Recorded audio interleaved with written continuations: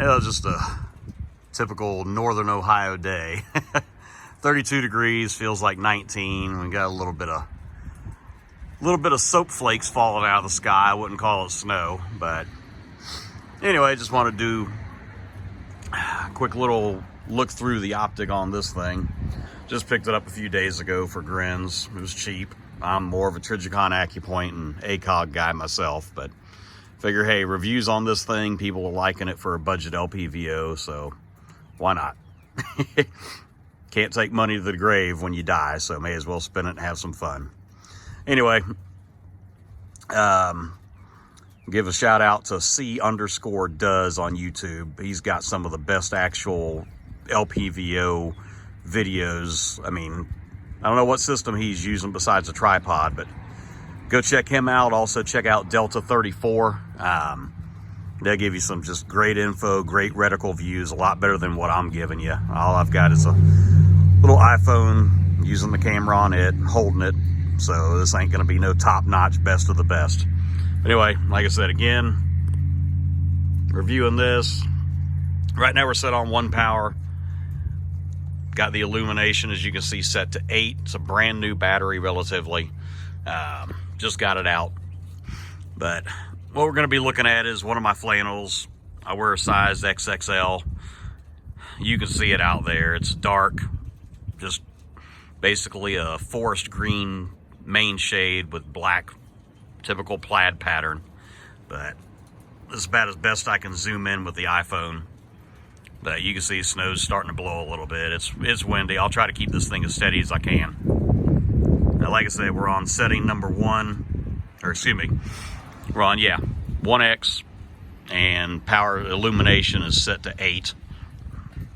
Let's see if I get this through here for y'all and keep it in focus.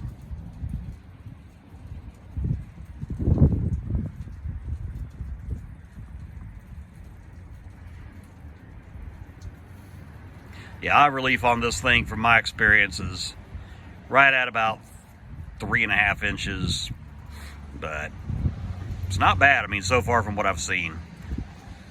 You know, I mean, at nighttime, if it's pitch black dark, then yeah, you gotta, setting 4 is really, really decent. But you'll see here when I crank up, sorry, let me get it back in focus. Zoom in a little bit. I really do like the reticle on this. Reminds me of the horseshoe dot on the ACOGs, which my favorite one's a TA33. I know a lot of people don't like it because of the field of view being so narrow. It's like looking through a straw. But I really like that horseshoe dot reticle. I wish that's something they'd offer on the Accupoint line. But anyway, I'm gonna set the phone down for a second, crank it up to level 11 so you can see how bright that is. I'd say it's definitely daylight visible. I wouldn't exactly say daylight bright like some of the higher end models you can get.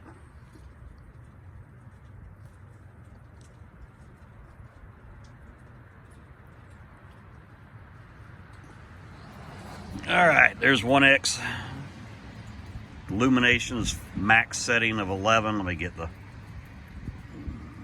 doggone eye relief and eye box matched up as best I can.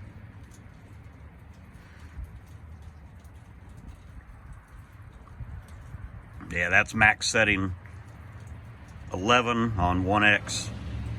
Like I said, it's definitely daylight visible. Now let me see if I can zoom it up without screwing up being aimed in on that shirt.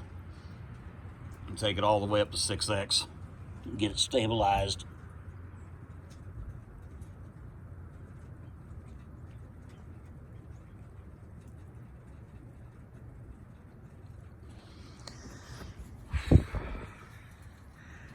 Now here's where the fun part gets.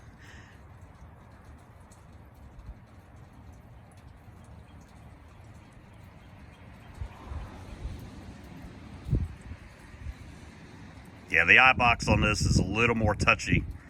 Well, actually, from what I'm used to, it's a lot more touchy than the Accupoints. I've got a TR25, had a pair of TR24s. But as you can see, I mean, that thing right now, I mean, it's almost 4 o'clock Saturday, November 26th. Excuse me. Yeah, go ahead, blast me in the comments for that one. But Saturday, March 26th, almost 4 p.m. Again, like I said, it's 32 degrees, feels like 19, got a little bit of light flurries, just dusting.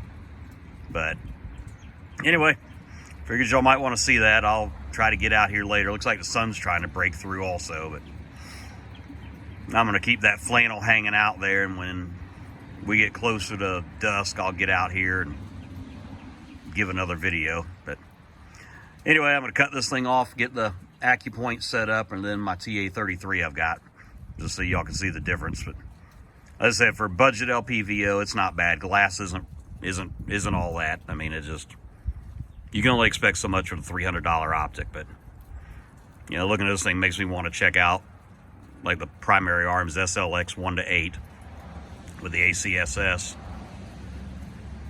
But briefly had a Strike Eagle, the Vortex, and I don't know. I'd gravitate more towards this Tango MSR than the Strike Eagle, but that's just me. I like how the horseshoe on this is more solid.